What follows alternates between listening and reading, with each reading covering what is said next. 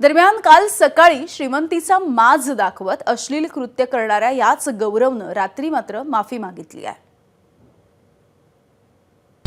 मी गौरव आहुजा, राहणार पुणे।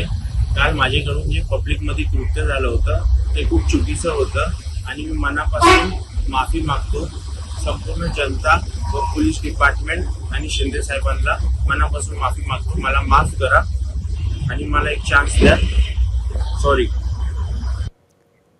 तर लज्जास्पद कृत्य करणाऱ्यांवरती कडक कारवाई करणार असा इशारा उपमुख्यमंत्री एकनाथ शिंदे यांनी दिला आहे।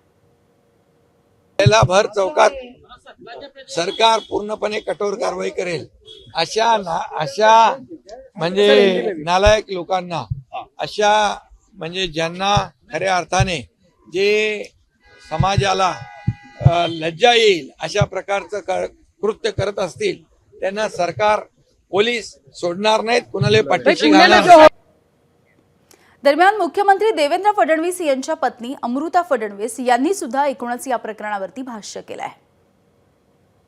मला त्याचा खेद आहे, मला त्याचं दुःख आहे आणि हे असं होणं दुर्भाग्यशाली आहे आणि मला देवेंद्रजींवर पूर्ण विश्वास आहे की याच्यावर ते पूर्ण ऍक्शन घेऊन पुढे हे नाही होणार याची तसदी घेतील।